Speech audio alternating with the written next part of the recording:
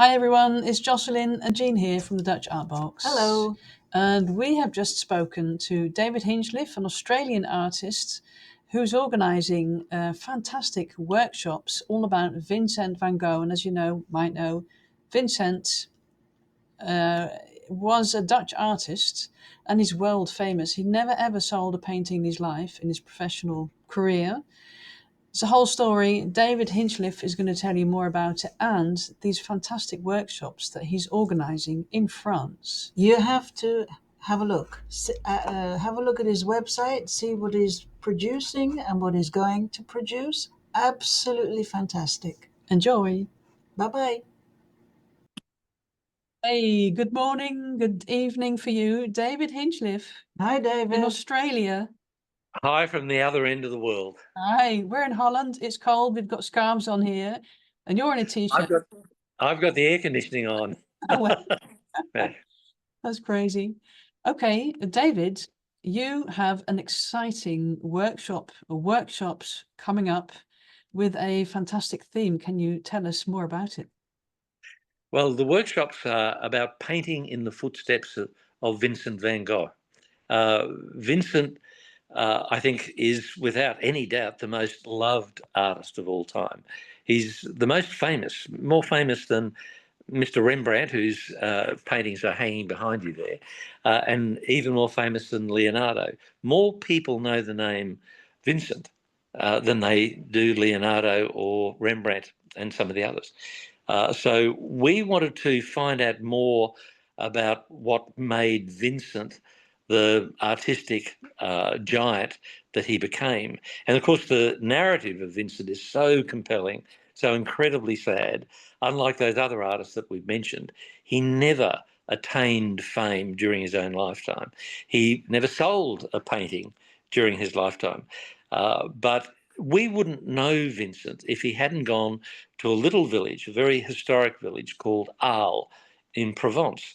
He went there in spring of 1888, and the colour, the air of Provence is what infected his painting with the style that we've come to know and love. The Starry Nights, of course, the Sunflower series. He painted the sunflowers as ornamentation for his little house, the Yellow House, in Arles, to prepare it for the arrival of his mate Paul Gauguin. So it was, I guess, to make the place a little brighter. Now those sunflowers, of course, and he painted four of them. He put them in the rooms of the house so that Gauguin would be impressed. Unfortunately, of course, we know the story that Gauguin and he had a terrible falling out, and of course, famously, Vincent chopped off his ear, and of course, the rest is history. So we want to introduce people to this charming village of Arles, but we also want them to be introduced to the work of Vincent. He's such an important artist, and Arles is the pivotal moment in his career. We also go up to Saint Remy en Provence, which is the little village outside of Arles. It's about 30 minutes away, where Vincent was, I guess, incarcerated. It was the asylum back then. There wasn't an understanding about mental health that we have today. And the genius of Vincent went very much unacclaimed. He painted in this little room in the abbey, then the asylum, and you get to see the room. You get to paint in the backyard. You're painting the trees that he painted. They're still the same trees, the olive trees, etc. It's an extraordinary experience. And the amazing thing is, I think we're the only ones who are doing it. No one else has thought to develop programs around the Vincent experience in Provence and to do it as intensively as this. And we thought we would be just one of many workshop groups who would be traipsing the fields of around Provence and the olive groves, but we're the only ones. And so we're establishing links with the people of Arles, and we hope in the years to come there'll be a real Vincent festival where we can celebrate the genius of the guy who was never recognised in his own lifetime and invite painters from all around the world. You know, the people of Arles who love Vincent now, 150 years ago, it was the people of Arles, their great-great-great-grandfathers and mothers who signed a petition to get rid of Vincent, Is that to right? put him in the asylum. Yeah. Oh, So no. there are so many amazing stories about this place, and we think we're just sort of really getting into it now. I'm very excited about the whole project. Oh, that sounds amazing. That Sounds sounds, absolutely brilliant. yeah. And just some practical things. Do you have to be a beginner artist, or do you have to be a more experienced artist to join the workshops? Well, we take all streams of artistic experience. In fact, I love, as I call it, fresh blood. When I get people who haven't painted before, it's easy to introduce them to art through Vincent. Because when you look at Vincent's work, a lot of it can appear childlike. For example, take the way Vincent paints those suns. You know, that the big ball of orange, very heavily, thickly painted. And then how does he reflect the sun? He paints rays coming out of the sun. That's what children do. And when he was painting like that, people said, this is very childlike. Uh, the fact is, Vincent's work has the emotional effect of a child's painting. And so for beginners, it's actually easier to get Vincent than those people who've been painting perhaps in the more traditional impressionistic or classical style. I love having people from all backgrounds. We very quickly work out what people want to get out of the workshops and what their level of, I guess, specialisation and talent might be. But Vincent is a perfect window through which people can, I guess, glimpse what art they might be able to create. He's a great way into art. And I think people are discovering that.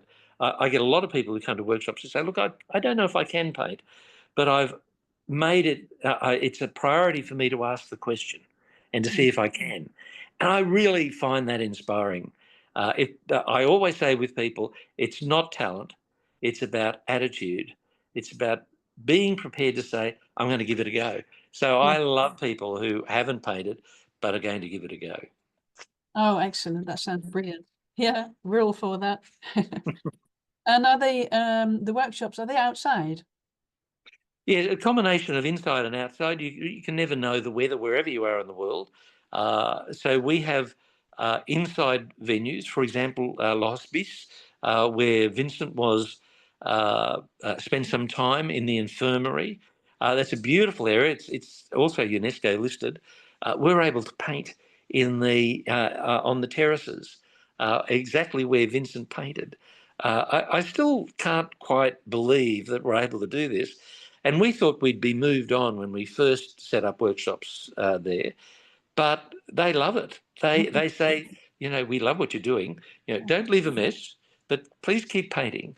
And so that's what we do. We've got inside and outside, and yeah, we're constantly getting new locations to paint. I'd like these workshops to be a month long, but they're only each of them is only a week, but it's still enough to give you the flavour of Vincent. So we spend 4 days in Arles and around the Arles area, and it's such a beautiful place. And a lot of people, even Europeans, don't know a lot about it. It was the capital of Roman Gaul, which is why they have still a functioning Colosseum in the centre of the town. Really? It's one of three Colosseums still functioning, and it's a magnificent historic village. The main centre of the town doesn't have cars, Oh, so it's just whether Vincent had ever walked those cobbled streets or not. It's a beautiful town. The fact that he was there, the fact that the Yellow Cafe is still exactly the same as it was 150 years ago. Yeah, that's inspiring stuff for artists. Yeah, just Mm, mm. amazing. Oh, it's really getting itchy to go and see it. yes. Well, you must come down. I would love to have you down for a day or two to see how it unfolds. We stay in Arlesian homes. We're trying to avoid hotels because the homes themselves are so beautiful. They're all stone. Most of them got courtyards. So to get the full experience, we prefer to be in homes rather than hotels. Oh, that's Uh, unique. mm. Yeah. So there's a lot about this that's unique, and we hope it eventually, I guess, evolves and develops into the first ever festival devoted to Vincent. Yeah. Uh, I, I've been in the room in Auvers-sur-Oise, which is just outside of Paris, where Vincent and Theo are both buried. And I've been in the room that Vincent died in.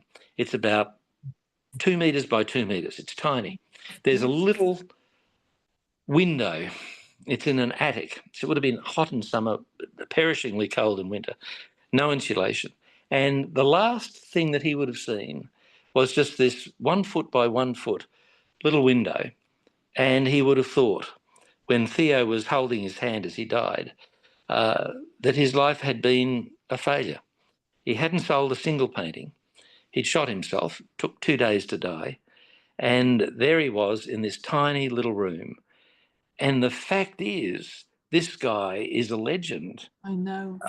loved by millions, adored by millions.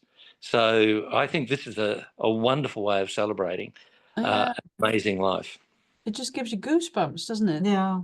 That's It's me. Yeah. sad that he never got to see how world famous he and his artwork and how well loved it is, and there are whole museums devoted to his artwork, and hopefully soon a festival in the Mm. place. But it's very sad. It is. Yeah.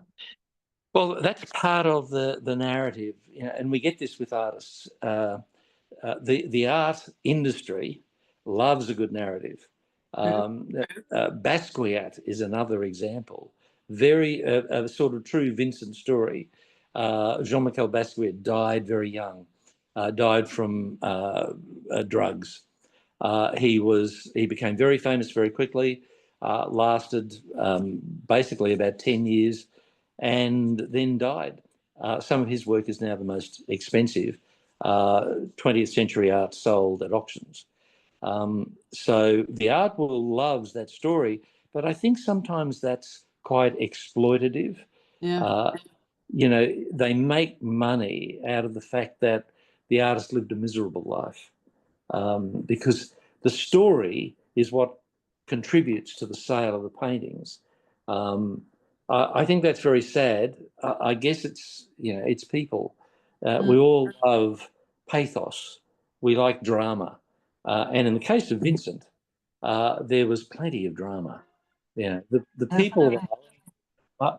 I get it. They signed that petition to get rid of him. Oh, They said he was a danger to them and to himself. And the really? mayor of Arles initially said, no, I disagree. And then Vincent cut his ear off after that Gauguin experience. And the mayor said, yes, I think we should send him away. Mm. It's a tragic story, but I hope we bring some life to that tragedy. And I hope that people, and it's not just about celebrating Vincent. I've seen it with some of the people who haven't had that painting experience, and they've been standing in Arles at an easel. They never thought they'd be there. There's this one woman in particular. The very first workshop she hadn't painted, and on her very first day, she's standing in front of an easel with people around her in the main square of Arles, and her hand was shaking. And she said, "I don't think I'm very good." And I picked up the painting that she was working on. I put a frame around it because we have frames with the canvases, and I held it up to everyone, and they started applauding because it was so lovely. It was such a direct, honest, authentic painting, and she started to cry. Oh. Yeah. So they're the experience. Now Vincent did that. The spirit of Vincent Yeah. is all over that place. Oh, So I think this is the magic of art. It transforms people. And I just think it's such a wonderful experience, and I can't talk too highly about the whole process. I hope we get that festival. Well, you'll definitely see us down there. Yeah, Ah, definitely. great. That'd be Yeah. fantastic. We'll roll out the red carpet. Oh, Thank you. did you know, by the way, that because we're in The Hague in Holland, and Yes, Vincent van Gogh was of course. A Dutchman, and Yep. in our city centre, the big church, he used to stand there and sketch quick sketches of people going past. And every time I go past that church, I think, oh, I'll just stand in this corner and imagine him sketching away and having a conversation with him. Yeah. Look, he's been in so many places. Now, Yeah. whereabouts in the UK are you originally from? I am from the northwest in a place called Blackpool. But Ah, I yes. left there when I was about 5 years old, and I traveled all around England, Scotland, and Wales until I was about 23. And then I went to live in Rome for 5 years. Ah, well, the reason I ask is, of course, Vincent was fluent in English, Dutch, and French, and fluent in English because he spent a couple of years in London. He loved London, and a lot of London people don't know that there is a whole part of Vincent's background that's associated with that city. I think he was looking after a gallery. He was trying to sell paintings, not his own, but other people's paintings. So there's Vincent really did cover Holland, England, and France. Ah, Uh, yeah. mm, a man of many talents. Mm, Yeah, one of those savants. I think he was completely misunderstood. yeah. He sounds very Dutch. Yeah. So Well, if anyone's interested and wants to join your workshop, mm, I understand that 2025 is already fully booked. yes. Okay. We also have not only the two Arles workshops, but I'm doing workshops this year in Paris and then in Auvers and Givigny. So Givigny, of course, Monet's garden.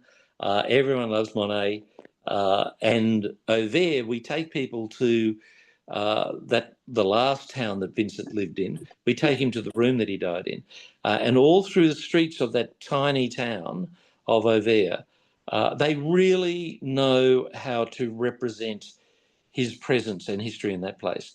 They will have not big billboards, but signs of the paintings that he did in the place where he did them. Oh, nice. It's very effective. To an extent, Saint Remy en Provence does the same sort of thing. And that really brings those paintings to life. Yeah. And you can look at what there is now and look at how he painted it, and you can see that in many cases, not a lot has changed. So we go to Auvers and on to Givigny. And yes, all of those workshops are full. Next year, if people are interested, hop onto my website, just Google David Hinchliffe artist, and you'll get to my website and check out the workshops in France. And I'd love people to contact me. That'd be great. Oh, brilliant. We'll put the address in the show notes with a direct link to where they can find more information about the workshops. And this sounds brilliant to me. So anyone watching, Yeah. listening, it's well worth your energy going down there and following this workshop. Brilliant. Can I say we've got a lot of Australians who come over, and I love Australians. Don't get me wrong, but I'd love to see some people from the UK. The first time we got quite a few Americans come over. It's really good when we have an international Yeah, cohort. mix. Yeah. Yeah, Yeah. yeah. So Australians are fine. Good point. But we'd like to get others. One of my dear mates from the UK is another artist called David Hinchliffe. Oh yeah. Um, and yes, you know about that.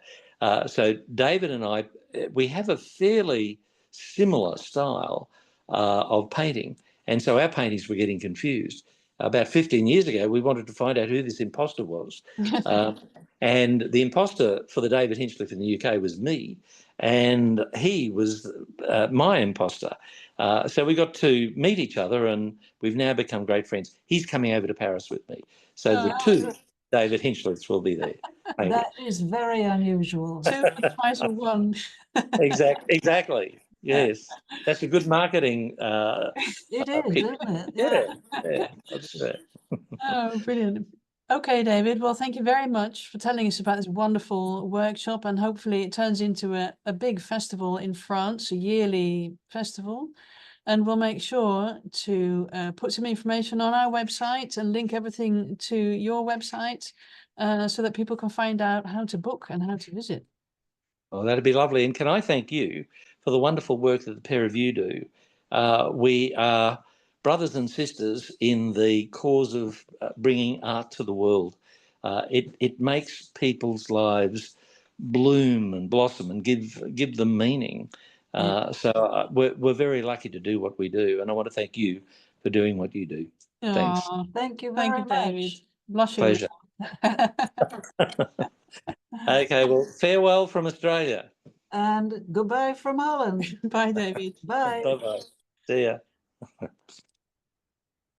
If you want to know more about these workshops and how to save your Enroll. seat, enroll, we'll put the show notes, the address in the show notes below. It's www.davidhinchliffe.com. Hope you've enjoyed it. We certainly did. See you in the Bye-bye. next video.